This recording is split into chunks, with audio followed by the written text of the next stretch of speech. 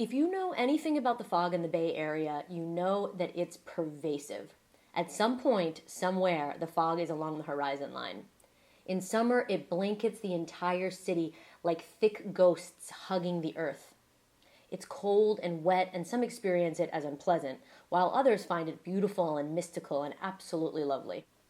The fog strength is always changing. From morning to night, you won't know what to expect. Upon waking, it could be strong, burning off throughout the day as the sun's rays rise higher in the sky. By midday, you might forget that the day even ever started gray, and you're stripping down to your lightest layer with the sun warm on your skin. But as night falls, it silently returns, casting its mist in front of the streetlights, stiffening your shoulders as you huddle to keep warm inside your jacket, hands dug deep in your pockets as you rush to retreat indoors. The fog, for me, has always been a huge buzzkill, especially because there are, or so it feels, only about 5 to 10 completely fogless days in the North Bay area per year. Ciao, everyone. I'm Ariyele, and you're watching or listening to Ariyele Keeping It Real, the show that delivers you recipes for the art of living well. Today, we're keeping it real with the first story in a series about how I went from chronically ill to chronically ill. Stick around to learn how I eventually accepted and transformed the pain of a 5-year-long chronic sore throat. So, back to us. We were talking about the buzz killer fog. Living in my body for the year of 2009, 10, 11, and early 2012 was like experiencing the fog in some form of a sore throat. Always there, somewhere. Wake up, strong. Rest throughout the day, burn off. Sometimes slightly, sometimes completely. Use energy for cooking, return. Feel run down or tired, full force. Relentless, constant, chronic, never disappeared. Even when it was vague and distant, I could perceive its presence. Somewhere, always, along the horizon.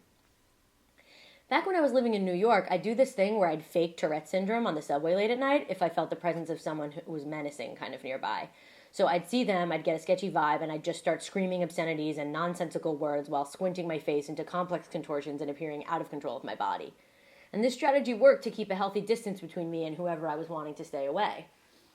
And so now, with my body being so broken, I returned to this kind of frantic and aggressive attempt to make it go away by having elaborately long conversations with my body, in which I did everything from threatening it to cajoling it. I teetered between being a mean, bald-headed military sergeant barking commands to a frightened plebe, to being a distraught, desperate, exhausted mother trying with bribes and threats and rewards. Lots of bargaining, lots of grief, lots of denial, and hoping and resisting. Until the moment that changed everything. I was lying in bed with my eyes closed, deeply breathing in a meditative state, experiencing my body moment to moment. I felt my throat from the inside and noticed the sensations of pain that were playing out there like a grand theater production. The burning sensation was running up and down the back of my throat like a crazed and overly caffeinated cuckoo, and I simply watched it. With each swallow, I could feel a rising tide of swelling and receding, like waves. When I exhaled through my mouth, the air pulsed over the skin and made it feel dry and crackly and uncomfortable. I decided to surrender completely, to put down the drill sergeant hat and take off the disheveled mom robe, and simply allow this thing to be there. Every cell in my body, every thought in my mind allowed it to be there. I said yes to it because it was already there and there was no indication that it was going away anytime soon.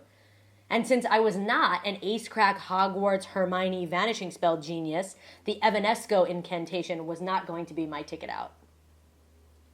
I can't say that this deep acceptance vanished the desire to live in a symptom-free body, because it did not.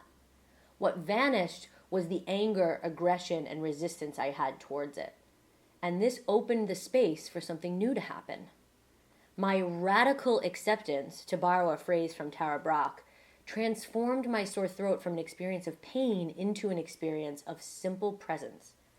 It was there, but it ceased hurting. My throat was sore, but it did not feel like pain or discomfort. It was like standing in a freezing fog without a jacket and feeling completely at ease. Only now, years later, can I see that it was an embodied acceptance that led me to transform my experience of physical pain. It wasn't mental. It wasn't a decision I made. I couldn't have woken up one day and said, okay, sore throat, I fully accept you now. It just didn't work like that. It was the process I had been in all along that led me to that pivotal moment. And today's recipe is designed to share with you the ingredients and instructions that I think will help you along the path of your own process. Granted, process is its own thing. It can't be forced. The time frame is different. It can't be predicted. It's like yelling at a flower to grow. I talked about this in my newsletter last week with my subscribers. It's crazy and a waste of energy to do that. A flower is going to bloom on its own time in its own way. The only thing that we have control over are the water that we give it, the amount of light, the pH of the soil, those factors. And so when I look back over my story, if I were to distill out the ingredients that I think played a role in my ability to fully reach this embodied acceptance, I would say they are mindfulness. I'd have to know that I have a sore throat to begin with and have the presence to stay with it enough to recognize that. Presence, right? So here's my sore throat, and can I stay with it? Courage, because it takes a certain level of strength to be willing to feel the pain as opposed to suffocate the pain or medicate the pain away, which I did do a lot in order to survive, and which I sometimes do as a tool, but with consciousness. And the biggest ingredient, I think, is hospitality. Hospitality towards that which is painful. The ability to say, I welcome you and I accept you, come on in. Because otherwise, there's a battle that's going on, and it doesn't serve, right? So the hospitality is the key, I think, to being able to transform. It's really letting yourself open up and being friendly towards what's happening, because it's happening anyway. And lastly, probably one of the most important ones that I'm still working on is patience, because a flower is going to bloom in its own time, and you can do everything that you can do, and then you have to wait. And in chronic illness, there's days that are good, there are days that are bad, there are days we're hypothesizing why this, why that, and it takes a tremendous amount of patience to stay present, to stay courageous, to stay hospitable towards all of that difficulty. Now I want to hear a story from you. What was a difficult time in your life or symptom in your body that you managed to fully accept and embrace? How did you do it? What tools did you use? Did it leave a lasting impact on you? I'd love to hear from you. The richest discussions always happen through my newsletter. So sign up for that at AriyeleRessler.com, linked in the description box below, as well as in this video. I'd love to hear from you, or you can leave me a comment right down below in the YouTube section. As always, today's recipe, along with the whole archive of recipes for the art of living well, including food for body, thought, and mind, soul, love, yummy, yummy, yummy, available through my website. So you can sign up for that and register for free and have access to the whole rigmarole.